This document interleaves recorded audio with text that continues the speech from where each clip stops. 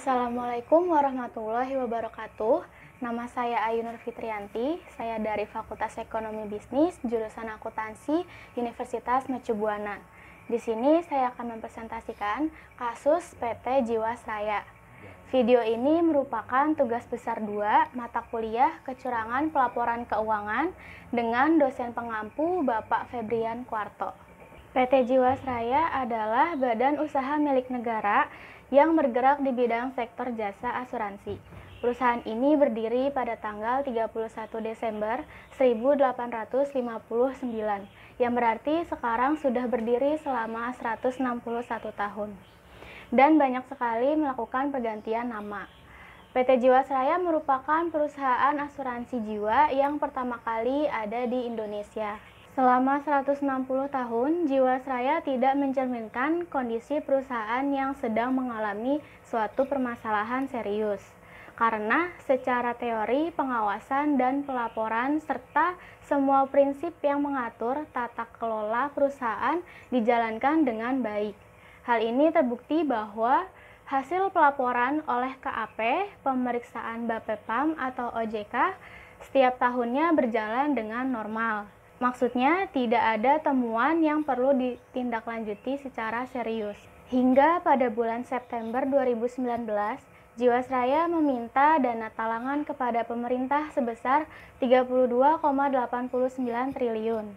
Dengan cara yang tiba-tiba tersebut, BPK segera melakukan pemeriksaan keuangan perusahaan Jiwasraya.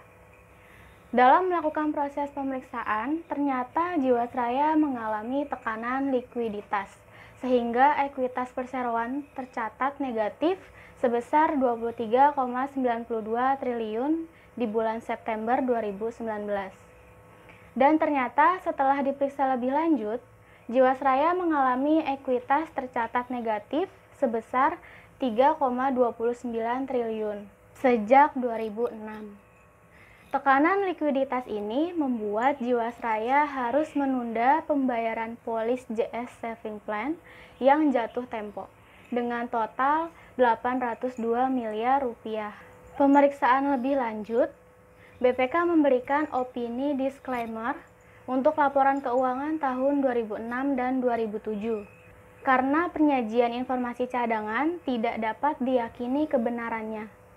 Pada tahun 2010 sampai 2012, Jiwasraya melakukan dan melanjutkan skema reasuransi dan mencatat surplus 1,3 triliun rupiah. Padahal keuntungan operasi dari reasuransi cuma mencerminkan keuntungan semu dan tidak memiliki keuntungan ekonomis.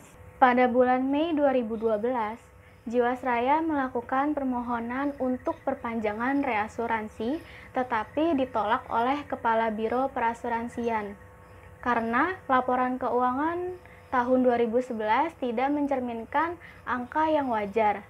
Kemudian pada tanggal 18 Desember 2012, BAPEPAM LK memberikan izin produk JS Proteksi Plan. Dengan adanya penjualan produk ini, pendapatan premi Jiwasraya menjadi meningkat. Pada tahun 2017, kondisi laporan keuangan Jiwasraya tampak membaik dengan memperoleh pendapatan premi dari produk JS Saving Plan mencapai 21 triliun dan memperoleh laba 2,4 triliun rupiah.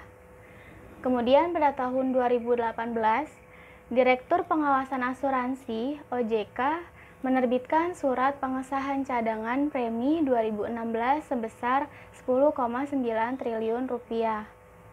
Nah, pada saat itu, Direktur Utama dan Direktur Keuangan Jiwasraya yang lama dicopot, kemudian diganti dengan Asmawi Syam sebagai Direktur Utama.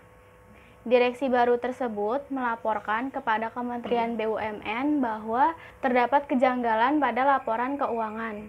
Ternyata kejanggalan tersebut betul, karena hasil audit KAP atas laporan keuangan tahun 2017 mengoreksi laporan keuangan interim dari laba seharusnya 2,4 triliun rupiah tetapi hanya dicatat 428 miliar. Pada bulan Agustus 2018, Menteri BUMN meminta BPK dan BPKP untuk melakukan audit investigasi terhadap Jiwasraya.